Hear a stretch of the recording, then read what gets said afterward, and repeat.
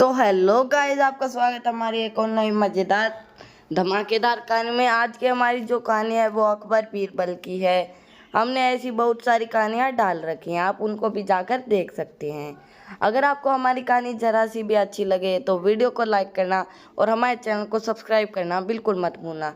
आपको हमारे चैनल पर ऐसी मज़ेदार कहानी रोज़ाना 4-5 बजे के आसपास देखने को मिलती रहेंगी। तो गाइस, जो आज की हमारी कहानी है उसका नाम है स्वर्ग की यात्रा।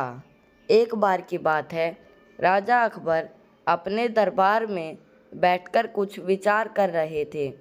तभी अचानक उन्हें ख्याल आया कि उनकी दाढ़ी और बाल काफ़ी बढ़ गए हैं।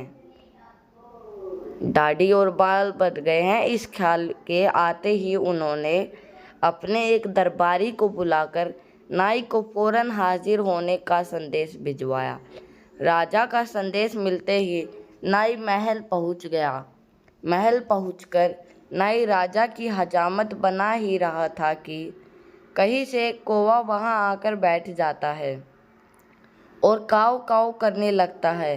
राजा अकबर नाई से पूछते हैं, यह कौवा काव काव क्यों कर रहा है? इस पर नाई जवाब देता है, यह आपके पूर्वजों का हालचाल बताने आया है। नाई के इतना कहते ही राजा अकबर आश्चर्य से पूछते हैं, तो बताओ फिर यह कौवा मेरे पूर्वजों के बारे में आखिर क्या बता रहा है? राजा के इस सवाल पर नाई कहता है, यह कौवा कह रहा है कि आपके पूर्वज स्वर्ग में मुसीबत में है और काफ़ी परेशान है। उनका हालचाल लेने के लिए आपको अपने किसी करीबी को स्वर्ग भेजना चाहिए। नाई की यह बात सुनकर राजा अकबर और भी हैरान हो जाते हैं। राजा अकबर आश्चर्य से नाई से पूछते हैं, आखिर किसी इंसान को जिंदा स्वर्ग में कैसे भेजा जा सकता है? राजा के इस सवाल पर नाई जवाब देता है, महाराज, मेरी नज़र में एक पुरोहित है जो इस काम को अंजाम दे सकता है। बस आप इस काम के लिए अपने किसी करीबी को स्वर्ग जाने के लिए राजी कर लीजिए। नाई के इस आश्वासन पर राजा अकबर तैयार हो जाते हैं और दरबार में अपने सभी करीबी दरबारियों को बुलाते हैं। राजा के आदेश पर सभी करीबी दरबारी राजा अकबर के सामने हाजिर हो जाते हैं। सभी दरबारी राजा से अचानक बुलाने की वजह पूछते हैं। इस पर राजा उन्हें नाई के साथ हुई सारी बात सुनाते हैं। राजा की बात सुनकर सभी दरबारी एक मत में बीरबल का नाम आगे रखते हैं। दरबारी कहते हैं कि स्वर्ग जाकर पूर्वजों का हालचाल लेने के लिए बीरबल से उचित व्यक्ति और कोई नहीं हो सकता, क्योंकि बीरबल हम सब में से ज़्यादा बुद्धिमान और चतुर है। इसलिए स्वर्ग में आपके पूर्वजों का हालचाल लेकर वह उसकी परेशानी का हल आसानी से निकाल सकता है। राजा अकबर दरबारियों की इस सलाह को मानते हुए बीरबल को स्वर्ग भेजने की तैयारी कर लेते हैं।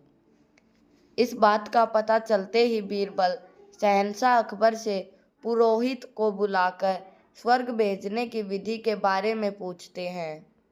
बीरबल की इस बात पर राजमहल में पुरोहित को बुलवाया जाता है।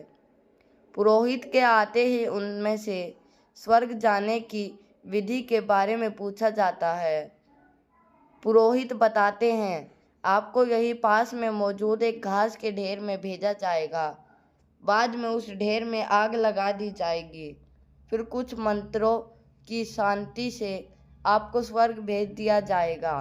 स्वर्ग जाने की पूरी प्रक्रिया जानने के बाद बीरबल राजा अकबर से करीब 11 दिन का समय मांगते हैं और पुरोहित को 11 दिन बाद बुलाने की बात रखते हैं। वह कहते हैं, मैं स्वर्ग जा रहा हूँ और कितने दिन मुझे लौटने में लगेंगे, इस बारे में निश्चित तौर पर कुछ भी कहना मुश्किल है। इसलिए स्वर्ग जाने से पहले एक बार मैं अपने परिवार से मिलना चाहता हूँ और कुछ समय बिताना चाहता हूँ। बीरबल अपने घर जाने के लिए महल से रवाना हो जाते हैं। देखते देखते 11 दिन बीत जाते हैं। 12वें दिन बीरबल स्वर्ग जाने के लिए राजा अकबर के सामने हाजिर होते हैं। पुरोहित को बुलवाया जाता है और बीरबल को स्वर्ग भेजने की तैयारी की जाने लगती है। पुरोहित बीरबल को स्वर्ग भेजने के लिए महल से कुछ दूर घास का एक ढेर लगवाते हैं। बीरबल को स्वर्ग भेजने के लिए घास के ढेर के अंदर भिजवाया जाता है। घास के ढेर के अंदर जाते ही पुरोहित घास के ढेर में आग लगा देते हैं और बीरबल को स्वर्ग भेजने की प्रक्रिया पूरी होती है। धीरे धीरे 2 महीने बीत जाते हैं और राजा अकबर को बीरबल की चिंता होने लगती है। तभी अचानक बीरबल दरबार में हाजिर हो जाते हैं। राजा अकबर बीरबल को देखकर प्रसन्न होते हैं और अपने पूर्वजों का हालचाल पूछते हैं। तब बीरबल बताते हैं, आपके पूर्वज काफ़ी खुश हैं और मज़े में हैं। उन्हें बस एक ही तकलीफ़ है कि उनकी दाढ़ी और बाल काफ़ी बड़े हो गए हैं। जिन्होंने काटने वाला स्वर्ग में कोई नाई नहीं है, इसलिए वहाँ उन्हें एक नाई की ज़रूरत है। बीरबल कहते हैं, ऐसे में हमें आपके पूर्वजों के लिए एक अच्छे नाई को स्वर्ग भेजने की तैयारी करनी चाहिए। बीरबल की इस बात पर राजा नाई को स्वर्ग जाने का आदेश देते हैं। राजा का आदेश सुनकर नाई घबरा जाता है और राजा के पैरों में गिरकर माफ़ी मांगने लगता है। नाई राजा से कहता है कि यह सब कुछ उसने वजीर अब्दुल्ला के कहने पर किया था। यह सब उन्हीं की साजिश थी ताकि वह बीरबल को अपने रास्ते से हटा सके। अब राजा अकबर के सामने सारी सच्चाई आ चुकी थी। ये सब जानने के बाद राजा अकबर ने वजीर अब्दुल्ला को और उनके साथियों को दंड देने का आदेश दिया। अंत में राजा अकबर बीरबल से पूछते हैं, तुम्हें इस सच्चाई का पता कैसे चला और तुम घास के ढेर में आग लगाने के बाद कैसे बच गए? तब बीरबल जवाब देते हैं, आग के ढेर में जाने की बात सुनकर मुझे इस साजिश का अंदाज़ा हो गया था। इसी वजह से मैंने 11 दिन का समय मांगा था। उन 11 दिनों में मैंने उस घास के ढेर वाले स्थान के नीचे से अपने घर तक एक सुरंग बनवा दी थी। उस सुरंग के जरिए ही मैं वहां से बचकर निकल पाया।